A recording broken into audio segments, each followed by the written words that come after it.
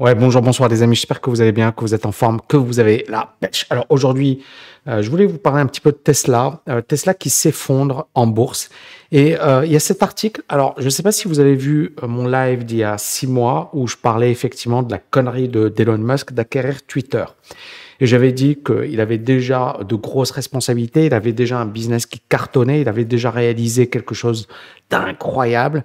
Pourquoi se mettre dans un truc comme Twitter, d'accord, qui est une boîte qui perd de l'argent, le cash flow il est négatif, c'est-à-dire que cette action c'est du 3 milliards de dollars de cash flow négatif, donc c'est une catastrophe. Et en fait, Elon Musk, je sais pas, est-ce que c'est la grosse tête, est-ce que c'est l'ego, est-ce que j'en sais rien. Rappelez-vous, 2021, je vous avais dit, l'homme de l'année sera Elon Musk. Et Time Magazine a élu ou nommé Elon Musk homme de l'année. Donc effectivement, 2021, si vous vous rappelez, Elon Musk était juste partout. Le Dogecoin, c'était lui. Le Bitcoin, il a quand même beaucoup, beaucoup, beaucoup influencé la hausse. Il a créé des tendances. GameStop, il était dedans également. Bref, Elon Musk était partout. Et moi, je l'avais dit l'année dernière, j'avais dit, en fait, il n'y a pas plus grand influenceur financier au monde. Et cette année, c'est la catastrophe. Regardez l'action Tesla. Aujourd'hui, elle a perdu près de 10%. Mais depuis les plus hauts, on revient ici sur Tesla, depuis les plus hauts, Tesla a perdu 70%. Et on prend, voilà, 70%. Et c'est pas prêt d'arrêter. Et rappelez-vous également, j'avais fait un live et quelqu'un m'avait posé la question, m'avait dit, Tammy, à quel niveau tu achèterais Tesla? Et j'avais dit, aux alentours des 75, ça commence à m'intéresser. Je dis bien, ça commence à m'intéresser. Pourquoi? Parce que, encore une fois, ça dépendra d'Elon Musk, de est-ce que le gars, il va comprendre qu'il a fait une connerie avec Twitter, qu'il va arrêter de jouer à un jeu. Bon, enfin, désolé encore une fois, bon, pour moi, il faut faire la différence. Il y a la politique et il y a le business, d'accord? Le business peut influencer la politique, mais vouloir faire de la politique et du business, généralement, ça finit très mal. L'exemple le plus célèbre, c'est Bernard Tapie. Le gars, bon, on peut dire ce qu'on veut, il est décédé aujourd'hui, mais il avait un charisme de fou, il avait une magnifique success story. Bon, en France, bien sûr, tout le monde lui est tombé dessus, mais regardez Bernard Arnault, aujourd'hui, c'est l'homme le plus riche au monde, et on le déteste, et on lui tape dessus. Donc c'est la France, c'est la mentalité qui veut ça, c'est la culture, etc. Mais néanmoins, Bernard Tapie, pour moi, et moi, Tammy Cabage, je considère que c'était quelqu'un qui, voilà, qui vraiment m'inspirait, qui avait un charisme, qui venait, c'était un homme du peuple, c'était quelqu'un à qui on n'a pas fait de cadeau. Moi, j'avais lu son livre, et son livre m'avait motivé. Et son livre, je pense, c'est Gagné. Et dans son livre, il expliquait, il disait, voilà, on allait voir le médecin, et comme on n'était pas des gens riches, le médecin, genre, il nous prenait de haut, et c'était genre, on était des gens du peuple et il nous méprisait et ça lui a donné la rage pour réussir. Donc, Bernard Tapie, c'est une magnifique success story. Et sa connerie, ça a été de faire la politique. Et il l'a dit. Il a dit, je suis pas énarque, j'aurais jamais dû faire de politique. Et Elon Musk, en fait, j'ai l'impression qu'il a ce problème avec Biden. Parce que Biden l'a snobé, parce que Biden ne l'a même pas invité alors qu'ils avaient fait une soirée sur les véhicules électriques. Alors, on peut le comprendre, effectivement, Elon Musk, c'est quand même le pionnier, c'est quand même... Mais encore une fois, c'est de l'ego mal placé, c'est-à-dire, c'est comme si tu avais un hater, et pour te venger, tu te dis, OK, puisque Biden ne m'aime pas, bah, je vais acheter Twitter pour me venger. Au résultat des courses, son action, elle baisse de 70%. Et aujourd'hui, regardez, ça, je l'avais dit il y a 6 mois. Rappelez-vous, hein, je peux vous sortir. Allez, travaillez un petit peu et faites votre job. J'en avais parlé il y a 6 mois. J'avais même fait un live où je disais, est-ce que Elon Musk n'est pas en train de faire une énorme connerie? Alors regardez, la vidéo, elle a été publiée le 9 juin 2022. Et dans cette vidéo, je disais, OK, en 2021, Elon Musk, c'est la magic touch, etc. Et là, je dis, écoutez bien. Et aujourd'hui, j'ai l'impression que tout ce qu'il fait, c'est de la catastrophe. Mais c'est la même personne. c'est la même personne. C'est Elon Musk en 2021, c'était genre waouh. Elon Musk en 2022, c'est attention, danger. D'accord? Et en fait, c'est ça le problème, c'est que c'est le même Elon Musk. Sauf que les gens ont évolué entre-temps. 2021, on pouvait accepter tout et n'importe quoi. Pourquoi? Parce que 2021, on a eu ça. On a eu un marché haussier. Tout le monde l'adorait. Tout le monde disait Amen. Elon Musk, t'es le plus beau, t'es le plus intelligent, etc. Aujourd'hui, Elon Musk peut te dire tout ce qu'il veut, les gens s'en fichent. C'est incroyable hein, comme exemple. Et bien, c'est la vérité. C'est ce qui est en train de se passer. Elle est magnifique cette vidéo. Ça a été publié le 9 juin 2022. Et vous voyez ce que je disais? Je disais en fait, voilà, en 2021, Elon Musk pouvait raconter n'importe connerie. Le marché était vraiment haussier. Il y avait un consensus acheteur. 2022, la donne a changé. Et lui, en fait, il est resté dans son cerveau sur 2021, c'est-à-dire je suis Elon Musk, je suis le plus beau, je suis le plus fort, et voilà, le marché va me donner raison. Et non, non. Et ça, encore une fois, le plus grand ennemi de Elon Musk, c'est Elon Musk. Le plus grand ennemi, voilà, de TK, je suis pas Elon Musk, hein, mais c'est moi-même. C'est-à-dire que, en fait, et c'est ça, c'est le côté mindset, c'est Elon Musk a fait un truc incroyable. Il a réussi un miracle économique. Hein. Même Munger, hein, l'associé de Warren Buffett, a dit Elon Musk a réalisé un miracle sur un plan économique parce que sa boîte était au bord de la faillite et le gars, il a réussi à transformer une boîte au bord de la faillite en un succès économique. Mais le problème, c'est que peut-être qu'il s'est détourné de sa mission première, qui est finalement le business, le fait de contrer la pollution, etc., à travers les véhicules électriques, même si, bien évidemment, certains vont critiquer, et je peux le comprendre, hein, c'est pas la solution miracle. Mais, néanmoins, Elon Musk faisait des efforts en ce sens. Et on peut dire, effectivement, que, voilà, il a un certain mérite et un crédit. Et donc, Elon Musk, en fait, aujourd'hui, il est très, très critiqué. Très, très critiqué. C'est pour ça qu'il a commencé à parler de se retirer de Twitter. Et encore une fois, il est peut-être en train de faire une énorme connerie. Il était l'homme le plus riche au monde. Aujourd'hui, il est dépassé par Bernard Arnault. Vous voyez ici, donc Elon Musk, il est numéro 2. Bernard Arnault, 163. Elon Musk, 148. Je pense qu'aujourd'hui, ça va baisser un petit peu. Il va perdre encore quelques milliards, ce qui est quand même assez incroyable. Gautam Adani, 121. Donc, je pense qu'aujourd'hui, il est probablement 3e. Hein. Bill Gates, il est 4e, 110 milliards. Jeff Bezos, hein, il se moquait de Jeff. Alors, Jeff Bezos, c'est pas non plus extraordinaire. Hein. Amazon a également pas mal baissé depuis le début de l'année. Et on est sur une action qui a perdu quelque chose comme 56%. D'accord, donc c'est pas non plus extraordinaire. Mais voilà, moi je pense que notre ami Elon Musk, il aurait dû véritablement comprendre que Twitter, c'était dangereux pour lui, c'est ce que j'avais dit il y a 6 mois, qu'on est rentré dans un marché baissier, que ce marché baissier, il a encore de la marge. Hein. Je regarde le Nasdaq, par exemple. Vous voyez, le Nasdaq, si on casse ces niveaux, les 253, ça peut encore baisser. Donc, c'est quelque chose que je vous explique depuis pas mal de temps. Je pense qu'on commence à avoir des opportunités juste incroyables. Mais je pense que le marché, il n'a pas encore touché les points bas. D'accord? Et il y a quelqu'un, d'ailleurs, qui m'avait parlé de ça. Je pense que c'est un étudiant qui m'avait dit, Tammy, on n'a pas encore la volatilité de 2008, et je suis d'accord. Ici, vous voyez, à chaque fois que la volatilité touche un point haut, d'accord, on est sur un point bas. Ici, par exemple, c'était en 2020, donc volatilité historique. En 2008, volatilité historique. En 97 et 98, volatilité historique. Et à chaque fois, c'était un point bas. Ici, idem, août 2002, c'était presque un point bas. Donc, c'est assez incroyable. Et vous voyez ici, la volatilité, elle est toujours faible. Et donc, clairement, le moment où il faudra se dire, tiens, ça devient intéressant d'acheter, c'est quand on aura une volatilité, un VIX aux alentours des 68. Et là, ça voudra dire qu'on aura une panique totale généralisée. On n'a pas encore la panique totale. On est dans un marché baissier.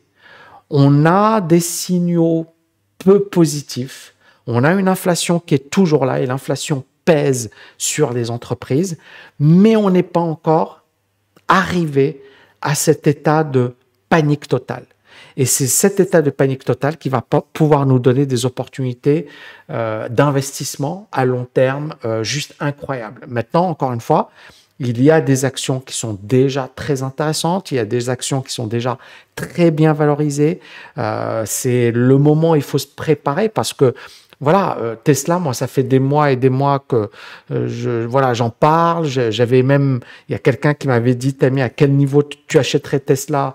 Et j'avais dit que moi, voilà, ça 80, 75. Mais pourquoi je n'achèterais pas Tesla comme ça, genre parce que ça dépendra d'Elon Musk, de sa stratégie, du marché dans son ensemble. Donc ça veut dire que aux alentours des 80, 70, ce sera vraiment par petits morceaux, d'accord? Je vais pas mettre, si jamais je devais investir sur ce titre, sachant qu'il y a déjà plein d'opportunités hein, pour moi. Encore une fois, c'est juste le bon timing et bien travailler ses positions, etc. Mais voilà, on a Alphabet également qui a bien baissé, on a plein de valeurs, Microsoft, on a plein de valeurs qui ont bien baissé, qui sont encore en train de baisser, qui peuvent continuer de baisser. Mais moi, pour moi, encore une fois, vraiment mon indicateur clé, ça va être la panique, à savoir le VIX. D'accord? Pour moi, c'est vraiment important. Et puis, bien évidemment, comment les choses vont évoluer. L'inflation, hein, parce que parfois, on a des signaux positifs, parfois, on a des... Bon, peu importe, ça fait partie de la vie des marchés. Mais on n'a pas encore quelque chose de... Donc moi, je suis très discipliné. Par exemple, je sais que sur le S&P, tant qu'on n'a pas cassé le niveau des 430, pour le moment, on est dans un range. Pour moi, on n'est pas acheteur. D'accord? Idem pour le Nasdaq. Tant qu'on n'a pas cassé à la hausse les 330 et maintenant, allez, les 300, pour l'instant, je suis toujours vendeur. Et à la baisse, les 254, si on casse, ça voudra dire qu'on aura un marché... Ouais, qui risque de baisser encore plus fortement. Hein. Encore une fois, on n'a pas souvent cassé ces moyennes mobiles. Vous voyez, on joue avec hein, pendant toute la... Et là, on stabilise autour. Si on casse, le prochain support, il se situe aux alentours des 200. Hein. Donc voilà, pour moi, c'est là. Donc je suis très patient, très discipliné. J'attends de voir ce qui va se passer. Et je pense qu'encore une fois, voilà, je dis que Tesla, je pense que Elon Musk savait qu'on allait rentrer dans une période difficile, qu'il aurait pu limiter les dégâts et qu'en fait, alors qu'il a fait un miracle, alors qu'il s'amuse sur des conneries, enfin, je me permets de... Finalement, j'ai eu raison. Hein. Il y a des gens à l'époque qui me disaient « Ouais, Tammy, tu es qui pour donner des conseils à Elon Musk ?» Je suis personne. Voilà, je suis personne, je suis nul, je suis has-been, tout ce que vous voulez. Ma vidéo, elle était quand même sympathique au sens où je disais « Bon, il fait des conneries et ça va lui jouer des tours. » Et l'action s'effondre. Et voilà, ça fait 6 mois hein, que je le disais. Donc, le timing est bon. D'ailleurs, si je devais faire un bilan, je me souviens de cette vidéo de décembre, il y a 1 an exactement, où je disais on va peut-être avoir un crack assez sévère, où j'ai commencé à introduire les options. Donc, c'est génial. Cette année a été juste magnifique. Là, j'ai développé un cours sur la valeur, la value, parce que je pense qu'on va avoir des opportunités incroyables à long terme, hein, des opportunités historiques à long terme, et il faut pas les rater, d'accord? Donc moi, je me prépare psychologiquement, la TKL également, et donc le bilan est très très positif. Hein. Si je devais faire un petit bilan rapide, d'ailleurs aujourd'hui c'est mon anniversaire, si je devais faire un petit bilan rapide.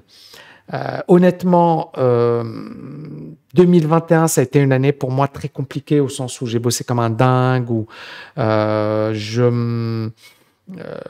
j'ai beaucoup bossé sur mon business, la stratégie et compagnie.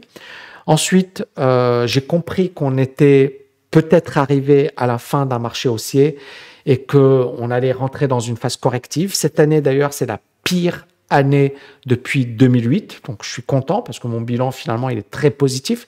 J'ai également prévenu les étudiants et j'ai également coupé toutes mes positions en janvier. En janvier, j'ai dit, allez, je suis positif sur mes portefeuilles, donc je suis très content. Et positif au sens où, premièrement, je suis comme Warren Buffett. Warren Buffett, il gagne 1% cette année. Et les gens se disent, waouh, c'est super. Mais déjà, tu perds pas d'argent cette année, c'est déjà magnifique. Hein.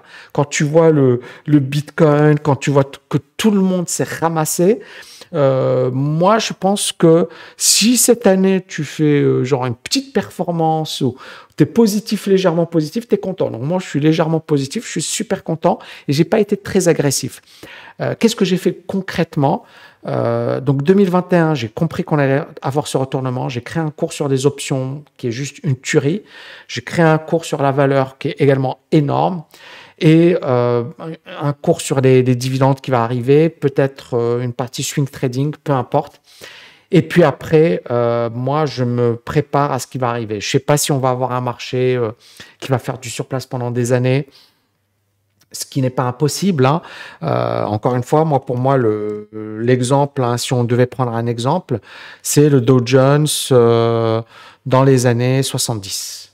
On va revenir dessus. Voilà, c'est ça. Donc, le Dow Jones dans les années 70, vous voyez, 66, on baisse. Et puis là, on est en 69. Puis on a un gros crack. Donc, ça passe de 986, on est là, à 627. Donc, on perd 37%. D'accord? Ensuite, ça repart à la hausse. Donc, ici, on est en 70 jusqu'en 73. Puis, on a un deuxième crack.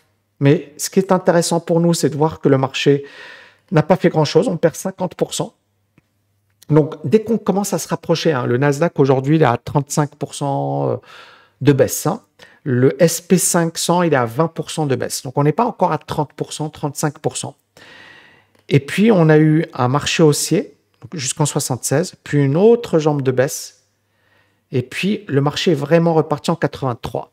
C'est-à-dire qu'on a eu 10 années de merde, d'accord? 10 années de merde. Et bien évidemment, l'une des raisons, clairement, c'est l'inflation. Maintenant, pendant ces 10 années de merde, il y a des actions qui vont être là, mais qui vont être en pole position pour démarrer. Et en fait, l'idée, elle est là. C'est que si vous êtes dans une optique, vous comprenez que c'est une opportunité, que c'est vraiment à long terme, c'est le meilleur moment pour se positionner, génial. Si vous êtes en mode je vais acheter dans un mois, je veux avoir raison, je veux gagner de l'argent, c'est pas impossible, mais c'est pas le but ici. Et donc pour moi, le risque il est là. C'est pour ça qu'il va falloir être très conservateur, qu'il va falloir réellement travailler ses actifs, qu'il va falloir véritablement avoir des bons points bas, c'est-à-dire bien patient, on attend que ça se casse la figure, que tout le monde panique, que tout le monde dit c'est la fin du monde, etc. Et là, on va se dire, OK, là, ça devient super intéressant. Et donc, des Tesla, on peut les ramasser à que dalle. Enfin, quand vous allez avoir des moins 70%, Tesla est déjà à moins 70%. C'est ça ce qui est incroyable. Et pourtant, je pense qu'on peut l'acheter encore moins cher si, encore une fois, Elon Musk ne fait pas le con. Parce que pour moi, c'est ça. C'est si Elon Musk continue de faire le con, je ne sais pas si je vais l'acheter. D'accord? Mais, donc, je vais être très, très vigilant. Mais on est déjà à moins 70% depuis. C'est un truc de ouf. C'est un truc de ouf, les amis. Donc, imaginez ce titre, il baisse à, je sais pas moi, à 60. À 60, ça veut dire qu'on va baisser à 60, 85%. Donc, on a encore de la marge. Ça commence à devenir entre nous.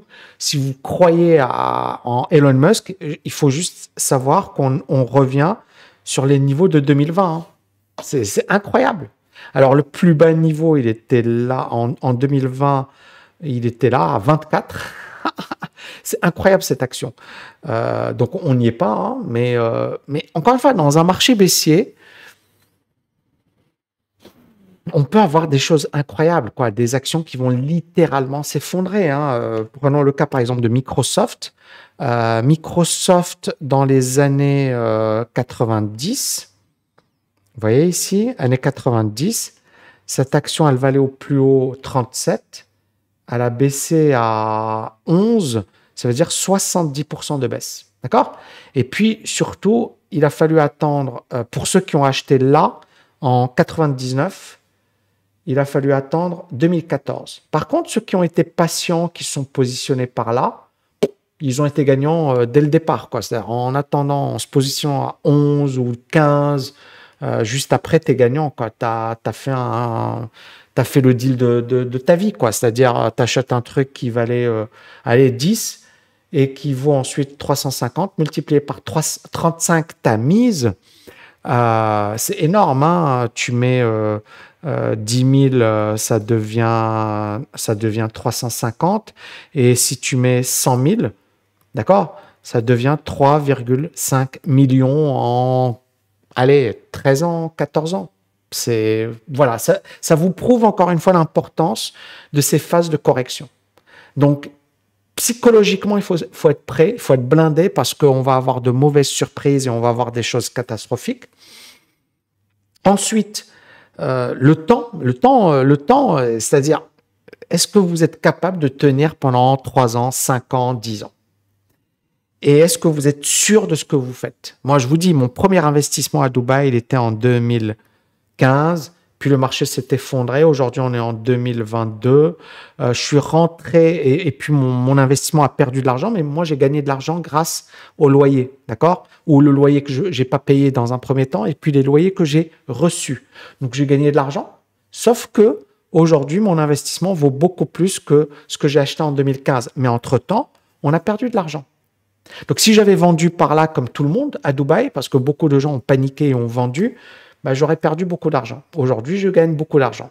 Donc, c'est vraiment un côté psychologique. Est-ce que vous avez la psychologie? Est-ce que vous comprenez l'investissement à long terme? Et est-ce que vous avez, comment dirais-je, cette vision long terme? Et c'est pour ça qu'il faut s'éduquer. Parce que pour moi, c'est ça ce qui va faire la différence. Voilà, les amis. Magnifique journée, bonne fête, profitez bien. Je voulais faire cette vidéo, je sais pas si voilà, j'étais pas trop chaud pour la faire et après je me suis dit allez, je vais la faire parce que quand même Tesla qui perd 10% et c'est quand même beaucoup. Profitez de votre famille, de vos proches, de vos amis. Amusez-vous bien. Moi, je sais pas si je ferai d'autres vidéos avant la fin de l'année. En tout cas, merci infiniment pour votre soutien, pour voilà, vos messages d'encouragement. Moi, 2022 était très compliqué au sens où j'ai bossé comme un dingue. Ça a été du non-stop. Ça a été probablement, pour moi, c'était comme une année d'agrégation, une année, je sais pas de quoi, mais c'était du non-stop. Mais je suis très content parce que j'ai créé des programmes de dingue, de ouf. Je suis très, très fier de ce que j'ai fait. Et je pense qu'après, si j'ai le temps, je pourrais effectivement me consacrer un peu plus à ma chaîne YouTube, à ma communauté, etc. Mais voilà, ma priorité, c'était de créer des programmes de dingue. C'était de bien gérer cette année 2022 qui était quand même une année catastrophique. C'est la pire année depuis 2008. De limiter les dégâts, de pas... Bon, voilà, moi, je suis très, très satisfait. Sur l'immobilier, on a cartonné. Sur la bourse, c'est très bien. Et surtout, c'est très bien, mais je me prépare à ce qui va arriver parce que c'est ce qui va arriver. C'est ça ce qui va être intéressant. Parce que là, on s'en fiche. Franchement, pour moi, cette année, c'était vraiment une année de stand-by. Il fallait rien faire. Il fallait juste, et c'était le conseil que je donnais en début d'année. Donc voilà. Moi, j'espère que ça a aidé certaines personnes parmi vous, et les personnes de bonne foi, bien évidemment, les autres, voilà, j'ai pas envie de perdre du temps, mais voilà, mais il y a certaines personnes, de toutes les manières, elles n'évolueront jamais. Mais j'espère que ça vous a vraiment évité de faire des conneries, que vous avez bien géré cette année. Et je pense que les prochaines années seront juste incroyables parce que là, on commence à avoir des opportunités de dingue. Voilà. Et pour ceux qui veulent aller plus loin avec moi, je vous invite vraiment à nous rejoindre sur tami.net/VM. C'est mon dernier programme. J'ai bossé comme un acharné dessus. Et c'est du très, très, très, très lourd. Je suis hyper fier de ce programme. Il combine analyse technique, analyse fondamentale, parce que l'analyse technique est très importante. Par exemple, un titre comme Tesla, il y a beaucoup de gens qui disent ah, c'est pas cher, c'est sous-évalué. Moi, j'achète pas parce que techniquement parlant, donc oui, c'est intéressant. Encore une fois, sur un plan fondamental, je pense que ça peut encore baisser. D'accord? On a, pour moi, le bon niveau de valorisation, ce serait 70 sur Tesla. Mais pour moi, l'analyse technique sera également importante. Donc, quand on combine les deux, fondamental, analyse technique, franchement, c'est juste incroyable. Merci beaucoup, les amis. Magnifique fin d'année et je vous dis à bientôt. Ciao, ciao.